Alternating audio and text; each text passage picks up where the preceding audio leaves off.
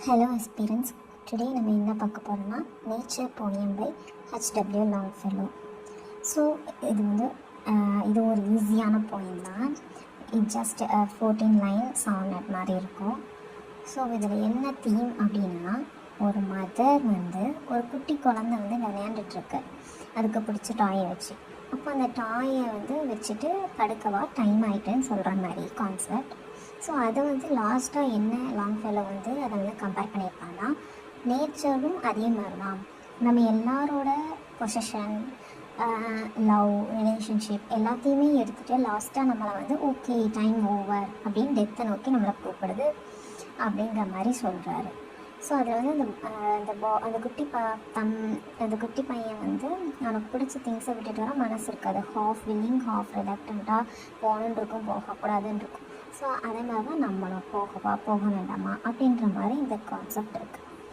As a fond mother, when the day is over, leads by the hand her little child to bed, half willing, half reluctant to be led, and leave his broken playthings on the floor.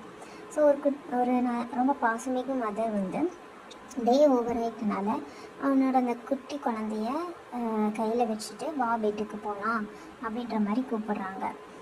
அந்த குட்டி குழந்தை half வில்லிங்காகவும் half வரமாட்டேன் அப்படின்ற மாதிரி நிலமையில் இருக்குது. ஏன்னா அதோட ப்ளே திங்ஸை ஃப்ளோரில் விட்டுட்டு வர மனசு இல்லை இருக்குது. Still gazing at them through the open door, nor only reassured and comforted by promises of others in the estate, which though more splendid may not please him more. So still அதை case பண்ணி பார்த்துக்கிட்டே இருக்குது door வழியாக, open door வழியாக.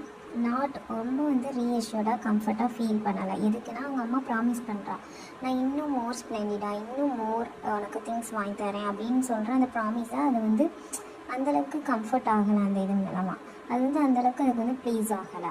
So nature deals with us and takes away our playthings one by one and by the hand, lead us towards so gently that we go, scarce knowing if we wish to go or stay. So அதே மாதிரி தான் நேச்சரும் நம்மளோட play things one by ஒன்னாக நம்மள்கிட்ட எடுத்துக்கிறோம். நம்மளை rest எடுக்க சொல்லும், ஜென்ட்லியாக ரெஸ்ட் எடுக்க சொல்லும். நமக்கு பற்றாக்குறையாக இருக்கும், ஆனால் நம்ம அங்கே போக வேண்டாமா அப்படின்ற மாதிரி ஒரு மனநிலையாக இருக்கும்.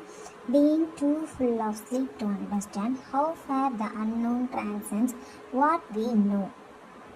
ஸோ நம்ம என்னென்னா அந்த அன்னோன் ட்ரான்சிஷனை என்னன்னே தெரியாமல் நம்ம அக்செப்ட் பண்ணாமல் இருக்கிறோம். அது ஃபுல் ஆஃப் ஸ்லீப், அதுவும் ஒரு காமான இது தான். பட் நமக்கு அண்டர்ஸ்டாண்ட் இல்லாமல் நம்ம அப்படி இருக்கோம் அப்படின்ற மாதிரி இந்த போயமை முடிக்கிறாங்க. ஸோ இதில் இன்னும் அதோட போயம்